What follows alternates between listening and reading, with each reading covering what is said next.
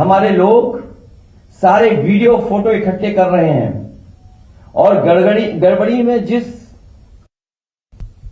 जो पुलिस प्रशासन लिप्त है उन लोगों के नाम और पदनाम भी हम लोग जानकारी कर रहे हैं।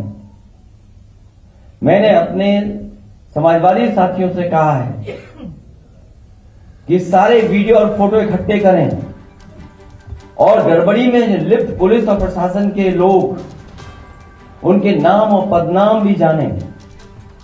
किसी को भी बख्शा नहीं जाएगा। इस चुनाव का परिणाम तो हमारे पक्ष में ही आएगा, लेकिन कल को कोर्ट का फैसला इन बेईमान अधिकारियों के खिलाफ ही आएगा। सबसे पहले आप सभी का मैं हृदय से आभार प्रकट करता हूं कि आप सबने हमारी बात को प्रदेश की जनता के समक्ष रखने के लिए अपना बहुमूल्य समय दिया।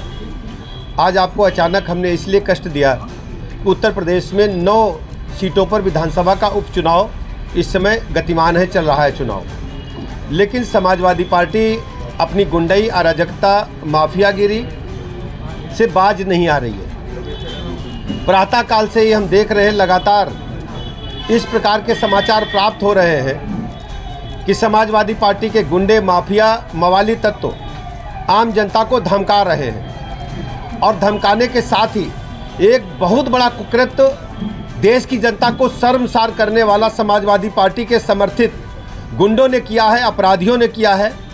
मैनपुरी जनपद की करहल विधानसभा के उपचुनाव में कल एक दलित बेटी को जिस ढंग से समाजवादी पार्टी के समर्थक उसको घर से मोटरसाइकिल पर बैठा करके ले गए, बाद में उसकी डेड बॉडी मिली है, वो भी बोरे में बंद डेड बॉडी मिली है।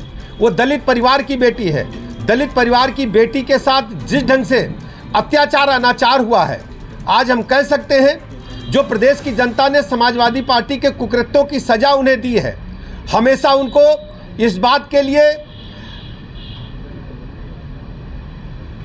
आरोप उन पर लगते रहे हैं कि हत्यारों को, अपराधियों को प्रमोट करती है।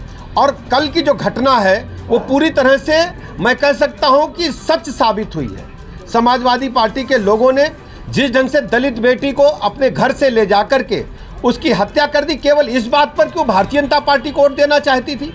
माननीय प्रधानमंत्री नरेंद्र मोदी जी ने जो उनको आवास दिया है, कॉलोनी दी है, उस कारण वो साफ साफ कहना था उस बेटी का।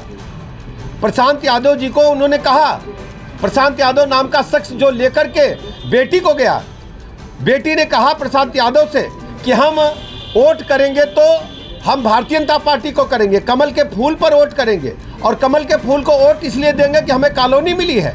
माननीय मोदी जी की कॉलोनी मिलने के कारण, माननीय मोदी जी की गरीब कल्याण योजनाओं से प्रभावित होकर यदि कोई दलित परिवार, प्रदेश का आम नागरिक यदि भारतीय जनता पार्टी को वोट देना चाहता है, उसकी हत्या करने का काम, ऐसा जघन्य अपराध करने का काम करेंगे। ये कहने को ये केवल पीडीए चिल्लाते हैं, पूरी तरह से केवल ये एक परिवार की पार्टी है। इनको पिछड़े समाज से कोई लेना देना नहीं है, दलित समाज से कोई लेना देना नहीं है। आप सब जानते हैं, चाहे करहल की घटना जो कल की है उसका हम आपके समक्ष हम विवरण रखे हैं, चाहे कन्नौज की घटना हो जिसमें इनके बड़े एक यादव नेता थे, उन्होंने पिछड़े समाज की बेटी के साथ कुकृत्य करने का काम किया। इसी प्रकार अयोध्या में जिस ढंग से कुकृत्य इनके ही समाजवादी पार्टी के नेताओं ने एक बेटी के साथ किया, पूरी तरह से हम कह सकते हैं कि समाजवादी पार्टी गुंडे, माफिया, मवाली, लुच्चे, लफंगे, इवन देन में रेपिस्ट जो हैं, जो उनके समाजवादी पार्टी के नेताओं के आशीर्वाद से पलते और बढ़ते हैं। और इनको जब जब प्रदेश में ताकत मिली, सत्ता मिली है, ये पावर में आए हैं, हमेशा इन्होंने अपराधियों को आगे बढ़ाने का काम किया है। हम देख रहे हैं शांतिपूर्वक मतदान चल रहा है, लेकिन शांतिपूर्वक मतदान